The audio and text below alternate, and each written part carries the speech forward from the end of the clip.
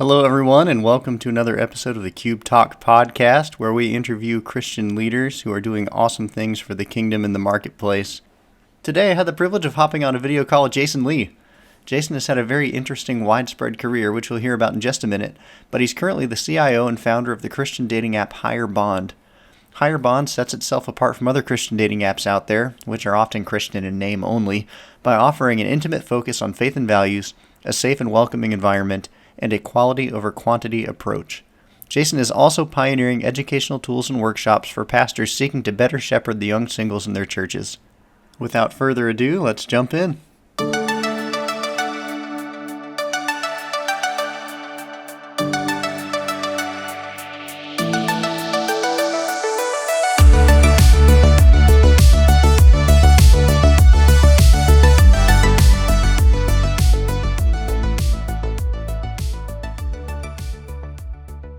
Well, cool. Jason, thanks for getting together with me. I'm excited about hearing what you've been doing and how you got to where you're at, and just finding a little bit more about you. Awesome. But tell me a little bit about yourself. Who are you? What makes you Jason? All that kind of stuff. Oh man, where to start? I'm 38. I'm a Christian, a husband, and a father, in that order. I grew up, so I was born in Texas, raised in Europe, military family. And then I grew up my formidable years in Florida, where I went to the University of Florida. I studied business. And then once I left school, it was kind of a crazy path that was unexpected. I actually ended up playing poker for a living for almost a decade. Okay.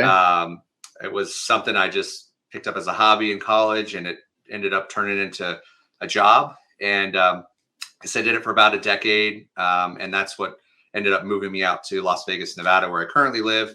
Mm-hmm. And then somewhere around probably 8 or 9 years ago, I walked away from it just because it wasn't giving me the kind of life that I was looking for, in the sense of it wasn't real supportive of my faith walk or anything Sure. like that. It was kind of me doing my own thing, Right. following the glitz and the glamour and all that. And so I walked away from that in my early 30s. And I started kind of doing some random online jobs, trying some different things. I also joined the National Guard at that point as an officer. And so I served for 5 years doing that as a tank platoon leader and a tank commander. So it was a kind of a cool, almost like a life reset in a sense. And I enjoyed kind of the leadership aspect of that, and kind of learned some things. And while I was doing that, I actually started working in the online dating industry, in the marketing, customer acquisition side of things, as kind of a freelancer for both secular and faith-based brands. And it was one of those things that I felt like I was real in tune with what God was wanting me to do, but I was so confused why I was in the dating industry. It just seemed like the oddest fit of ever. And I remember a couple years ago, well, fast forward or back up a few years, I ended up meeting my wife. I actually met her through online dating as well. And she's an incredible, strong Christian woman. Exactly what I needed in my life, as probably the understatement of the century. And so we ended up getting married. And like I said, I started kind of working in that industry and wasn't sure why I was there. And I remember we were at church one Sunday, and our pastor at the time was teaching a series called Family Matters. And it was about the importance of the family unit to Christianity, and to and it was a lot of statistics and stuff just about how powerful that can be towards advancing the kingdom of God and just in individuals' lives. And it was at that moment I kind of realized, I'm like, man, what can I do to kind of help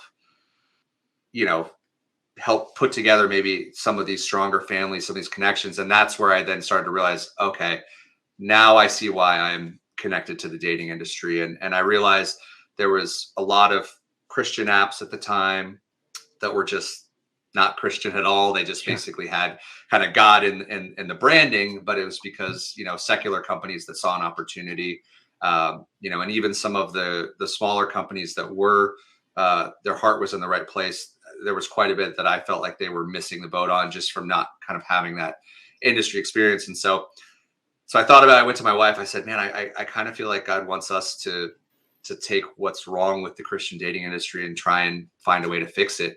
Mm-hmm. And that's where the idea of Higher Bond came up, of like, maybe we'll launch a Christian dating app. And I sat on it for a while. I felt like God was saying pretty clearly, like, do this, but it was such a kind of a big jump for me that I kind of sat on it. And I remember there was a follow-up sermon maybe 4 or 5 months later, and it was on, I don't even think I was interpreting the sermon properly, but it was spoke to me in one way. It was on the sins of commission and also the sins of omission, to where you're not doing the things that God asks you and wants you to do. And it was just like, that sermon just smacked me in the face. That's like, hey, it's time. It's time to step off the boat. It's time to do this. And so I remember driving home, telling my wife about it. And she was like, okay. She said, let's do it. So we started building Higher Bond, which is a Christian dating app. But, we say that it's real Christian dating in the sense that it's not this secularly owned operation. Our goals are kingdom work. Our goals are connecting people in a way that's safe for them, and that's God honoring and Christ centered. And we don't just say those as buzzwords to be like, hey, look at, here's the Christianese of this. It's, this is really what we want to do with it. And so that's kind of how you and I connected, Matt. Was we were traveling, going to Christian music events to connect with people and kind of share what we were doing. And you were gracious enough to come up and talk to us. And I remember you didn't want any of our free sunglasses, but that's okay. And my wife would appreciate that. No, exactly.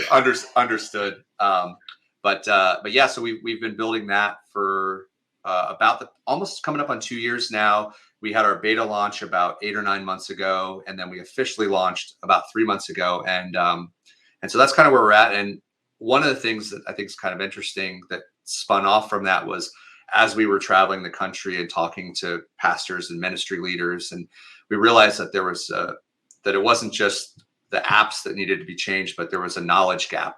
There was, first of all, with kind of pastors and ministry leaders when it came to online dating, because if you've been married for 10, 20 years, you're not going to know much about it. You're not going to know how to answer those questions. And then even further down, the actual Christians, like, how do they approach this? I think that the data shows something like 30 million Christians this year are going to use an online dating app. And so it's this massive. That's a lot. Yeah. And we found that the church was kind of just, of no fault of their own, struggling to figure out how to answer this. And so we spun off kind of a side thing off of that, like a side little ministry project called The State of Dating, which is an event we're doing that's basically what church leaders need to know about online dating. It's a free virtual event.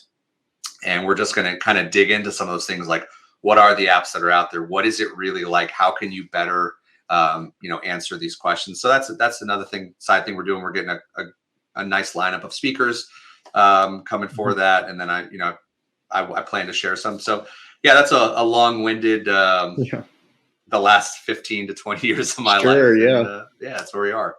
So it's been really diverse, like, to go from doing poker full time to being in the military and I mean, even in your childhood, being in Europe, being a military family, like, that's a lot of different change. I mean, like how have you navigated all those big changes? Are you the kind of person that just likes the new, or have those been kind of difficult to shift so quickly to something else? Or a lot of them, I'm very big on, like, I like challenging myself. I like pushing myself. I like, my wife says I'm a nerd for productivity and finding ways to kind of peak performance and all that. Yes. And so I like the idea. So, like, some of those big changes of, like, hey, I'm going to go tackle this industry or this idea and see what all I can do here. And in the early years when it was poker and stuff like that, it wasn't very God driven. It was me driven. It was, I'm going to go try this and do this.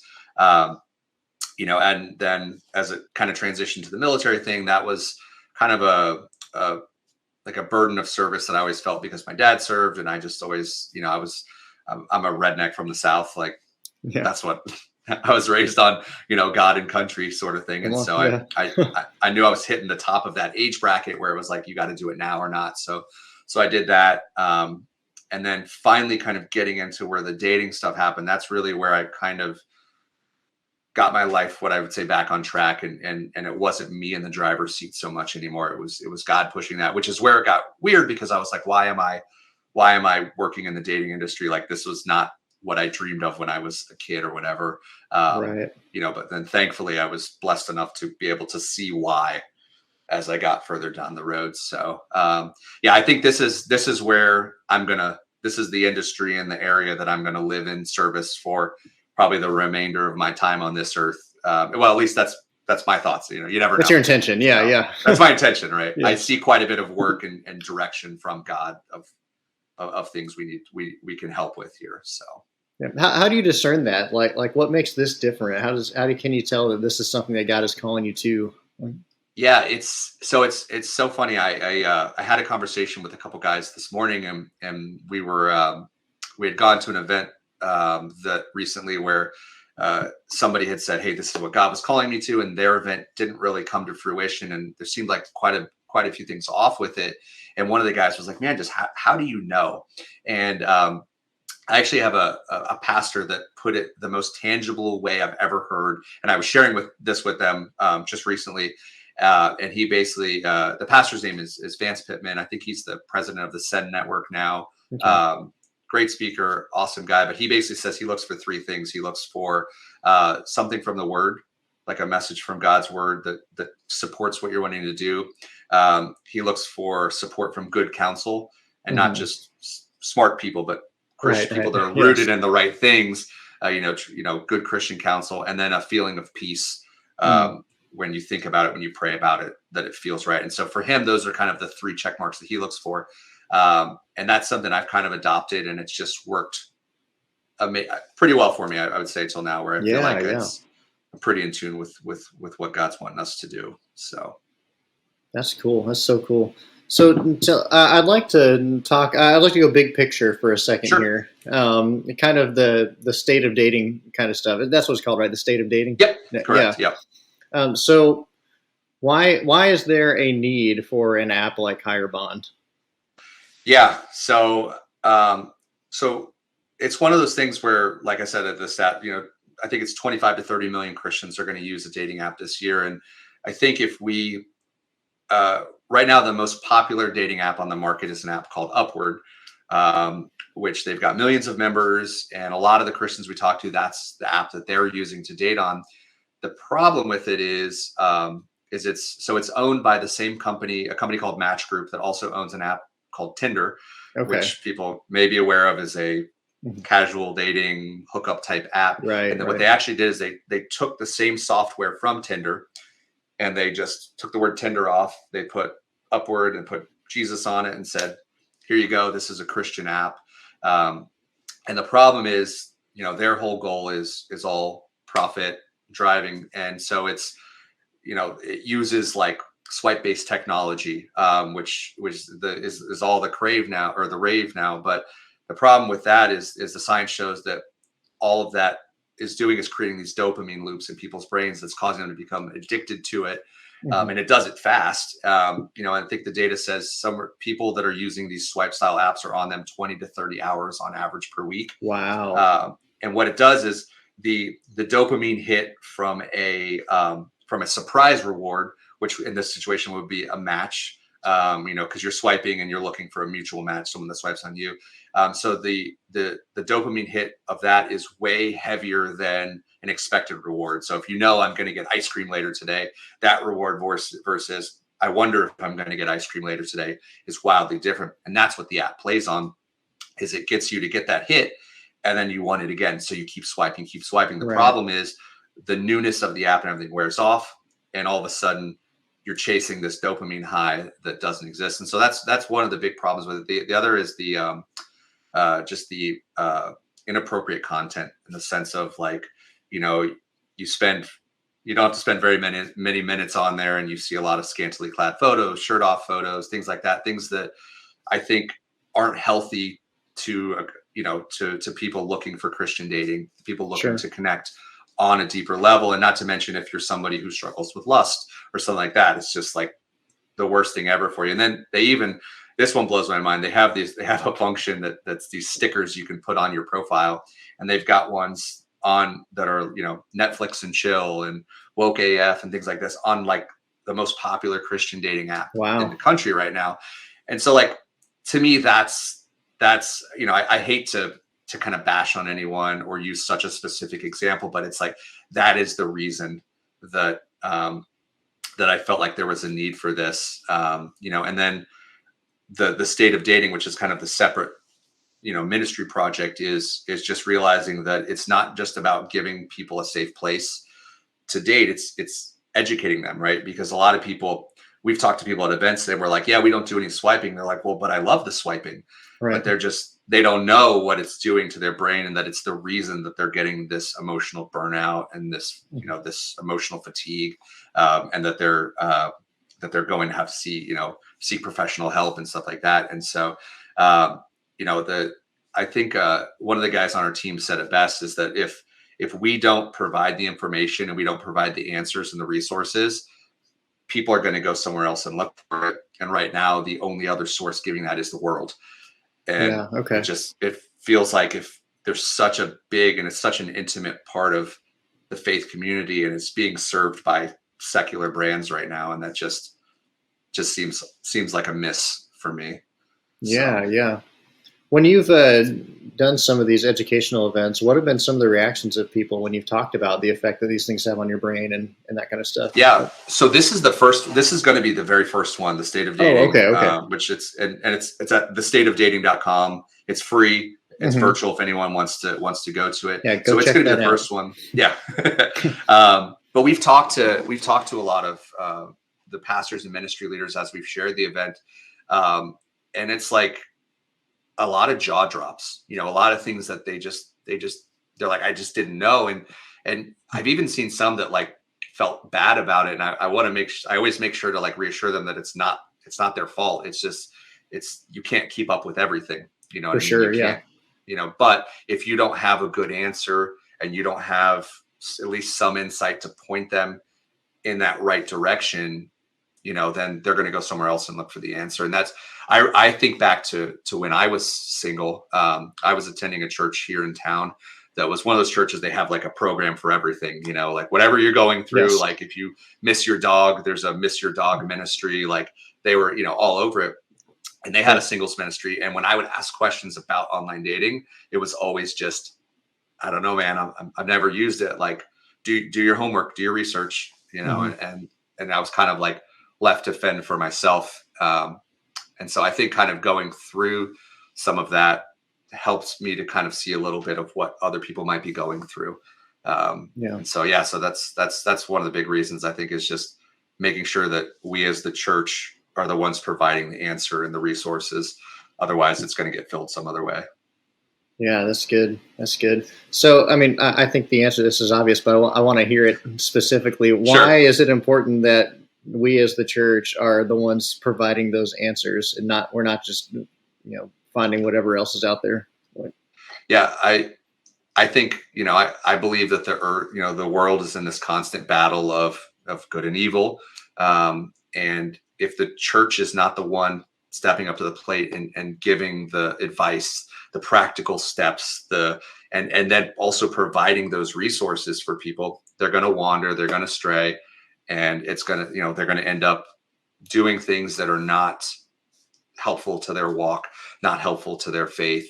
And, and I think that's where we kind of have to, it's so interesting because it's, I didn't know if you wanted a long answer here, but it's, a lot of the church originally, like, back years ago, was they just wanted to kind of ignore the online dating thing. And they even actually, a lot of pastors I talked to, their churches were getting rid of the singles ministries because they couldn't figure out how to properly serve them. There would be awkwardness, because, and I get it just from like a relational standpoint. If you go somewhere and there's someone you like and you tell them you like them and they're not interested in you, now it's just weird every time you see them again, And so they, the church I go to now actually stepped away from the single stuff, and now they're trying to step back into it. It was amazing. I was able to connect with them on that recently, and we're gonna help out a little bit on kind of giving some of those practical steps of just, some of it's just basic, like protect yourself on the internet kind of things. Right. Right. But I say it's basic, but I've worked in the industry for almost a decade, so it's basic to me. But the amount of people that, I talked to a pastor, actually someone that you had connected me with, who said they had this sweet girl in the office, and she was about to go on her first date with somebody from a dating app, and they were going to drive out to the middle of the woods, and that's where they were going to have like a picnic in the middle of the woods. Yeah, yeah.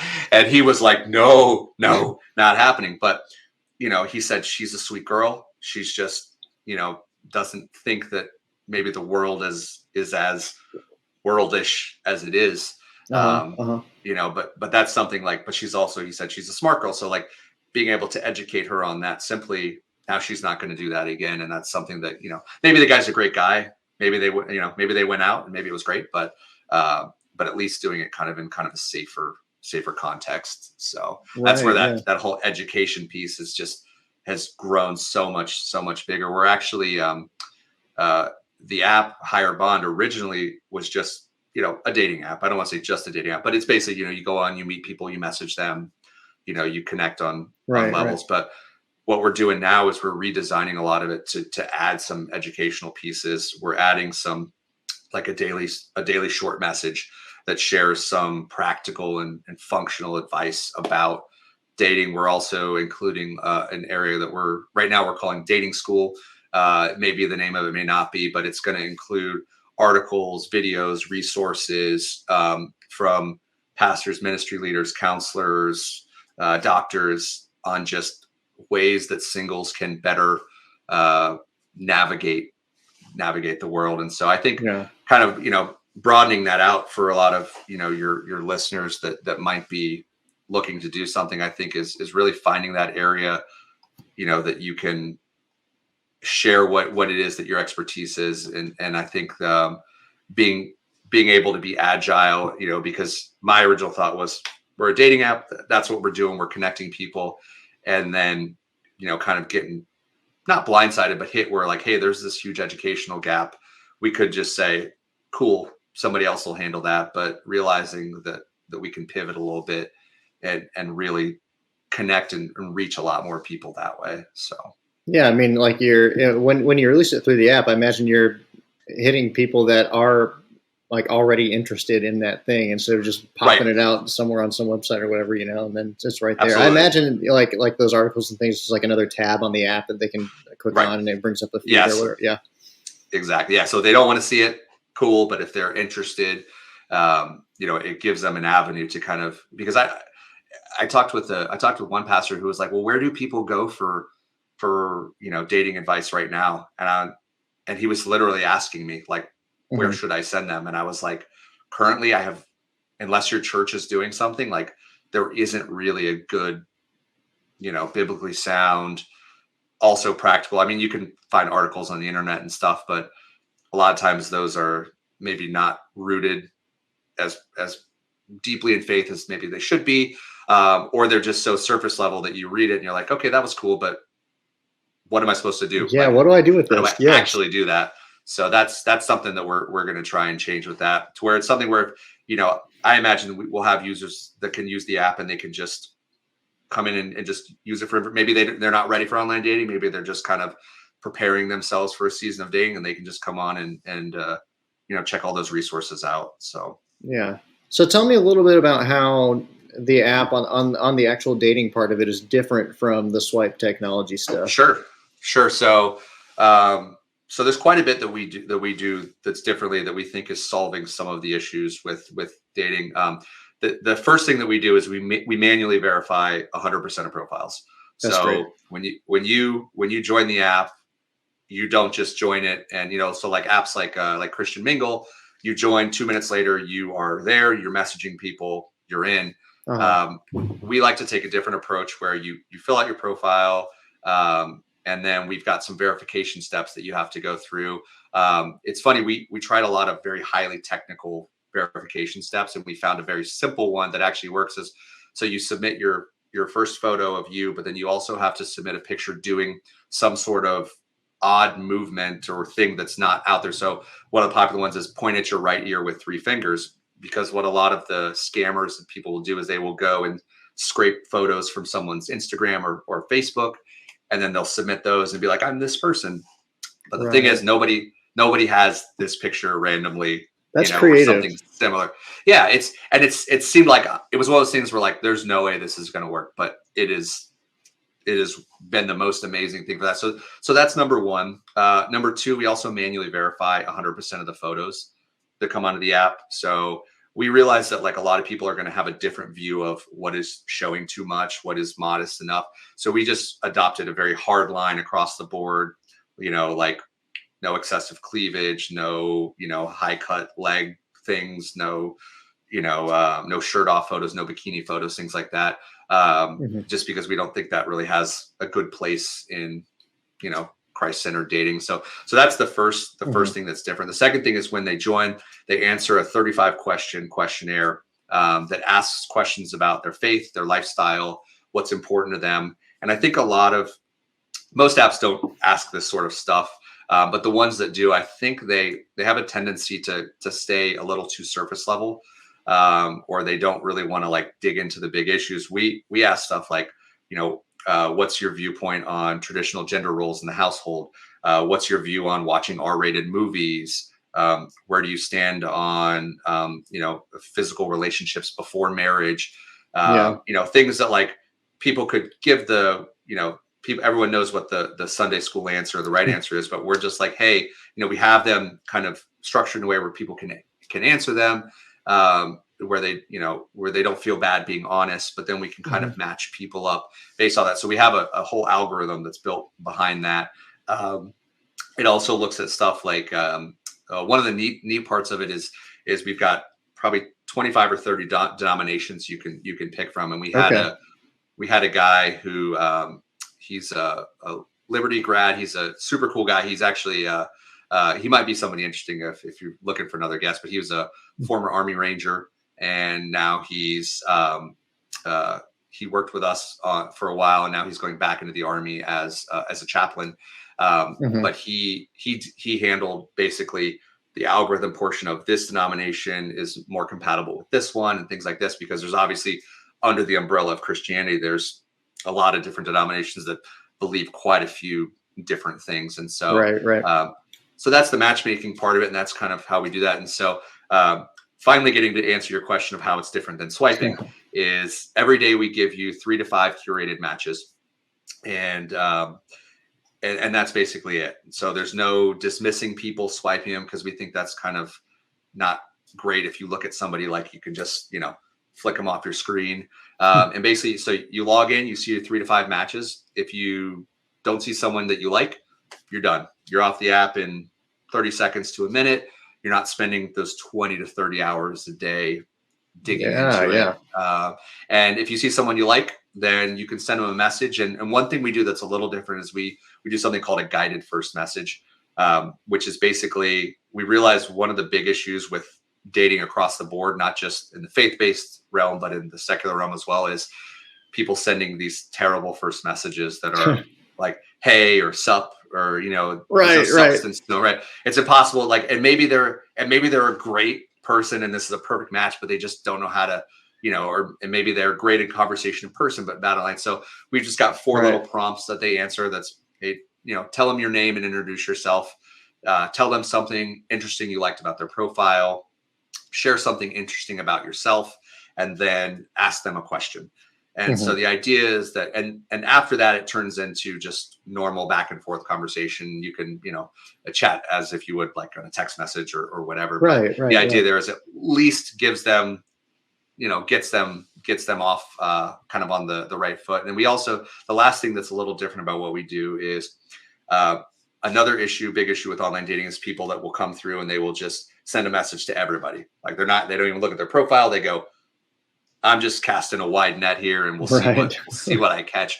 So what we do is we only allow you to message one of your matches per day. Okay. So you basically have to look at your new matches and go, okay, which of these 5 people is the best for me? And maybe it's none. But if you see the one and you message that one, And then that's it. And so the idea is to get people to dig in a bit more to the profiles, to read a bit more about people, to try and like learn a bit more about them. You can always then after that, once you start a conversation, you can have 5, 6, whatever conversations actively going at once, but it's just on those new matches, you can only start that one new conversation a day. And it's really just kind of trying to go quality over quantity and kind of slow things down a little bit for people, again, to kind of avoid that, addictive aspect. They call it the gamification of dating apps. So, yeah.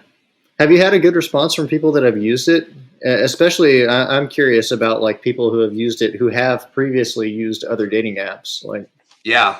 So we've gotten one of the things that kind of blew me away in a great way was how responsive and supportive people have been to help us like say, hey, here's what I like, here's what I don't like, and to help us grow it. I think the toughest part when you're starting something like this is getting to a critical mass of users, right? oh, for sure, yeah. There's, especially when you're really controlling the quality, where you're not just, it's funny, a lot of the other apps have tons of people, but there's no way to know, are those real profiles? Are those, where do those people kind of stand on things? And so, so the biggest positive we've had is a lot of people just saying, hey, this industry has needed this.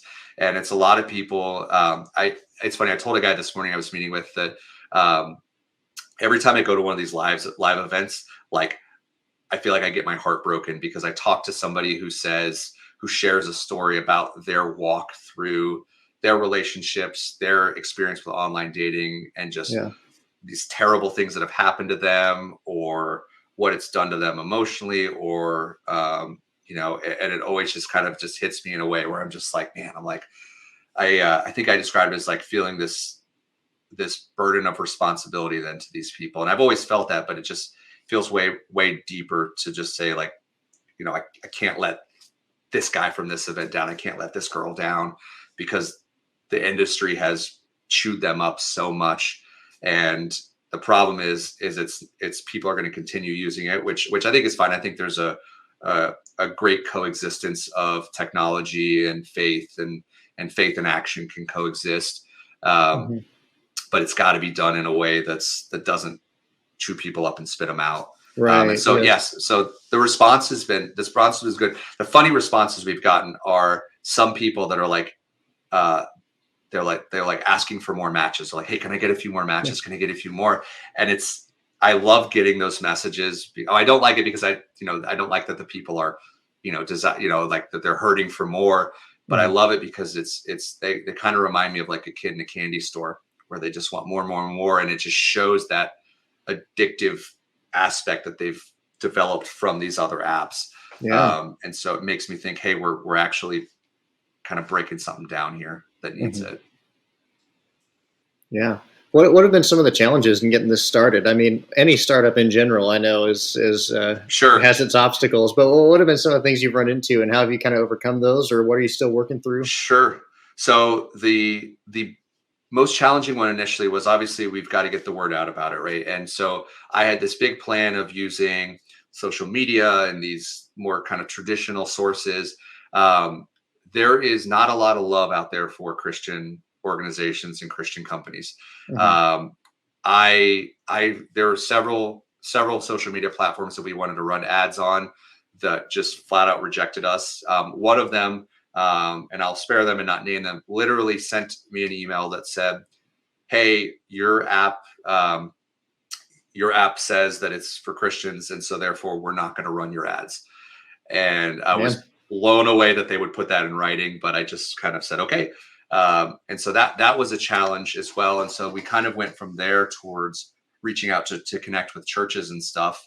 And it was interesting. I was not prepared for how guarded churches are, which is not a bad thing. I think it's great that churches are guarded from, they protect their people and they make sure that things that are bad don't get in. But that's been one of the hardest parts for us, was to connect with churches. And to kind of share that message of what we're doing. I think kind of once we get through the gate of some of them and we actually have that real conversation, I think a lot of them go, okay, this feels a bit more, this is something we need. But it was a challenge, and it still is a challenge. But we're finding some success with connecting with them. So that was a shocker to me. I was like, oh, we're trying to help Christians. We're here, and so that one, it almost felt like they were harder than some of the like secular social media platforms that we were having trouble getting into. So that I think was a challenge. I think re-educating people on what's wrong with the other apps, I think has been a bit of a challenge, and that's kind of, but I think we're finding some success with that. And thinking, I think a mistake that I definitely made was thinking that people would just see our app differently and go, oh, I understand why this is better for me.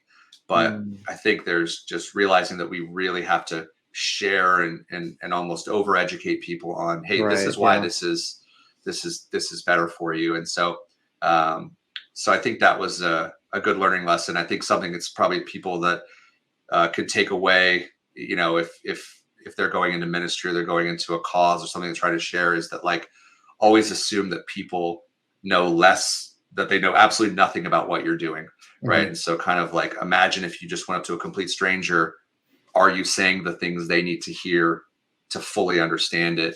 And sometimes that's a challenge because you might have 30 seconds with somebody, you might have one message with them and stuff. And so, so that was definitely a challenge. And then I think just being, and this is probably kind of like a general thought for people that are going into ministry or business or something like that, is that it's so good to get counsel from other people. I think, you don't have to open Proverbs very long to get just hit in the face with verses saying good counsel, good counsel, good counsel. And I think that's great. I think what's important though is making sure that the good counsel is good godly counsel, right? That it's not just, hey, this person's an expert in this, because they're going to have some great advice, but it might not be in line with kind of what you're looking for. And the other thing with it is realizing that at the end of the day, if you are the decision maker, the responsibility is going to fall on you from that, and so take the counsel from people, absorb it, think about it, pray about it, but then realize at the end of the day, it's like when you make the decision, that's on you. And it's something that thankfully from kind of my Army days, I've been pretty good at, because they kind of beat that into your head that you make the decision. And if that causes the mission to fail, it doesn't matter if, Matt told you to do this or so-and-so told you to do this. It's like, well, who made the call? You made the call. And so I think that kind of just remembering that when I'm getting advice and thoughts and input from people, to really keep it directed towards kind of what God wants it to be. I think that's just such an important thing. And and there's also temptation a lot in these sort of things to cut corners, to mislead, to do all these things that, I could see where somebody could say, well, if I did this, then we would get more users and therefore that would be better for everybody. But I think really making sure before you kind of embark on something that you are so well rooted in what you believe, what you stand for, and what you're okay with.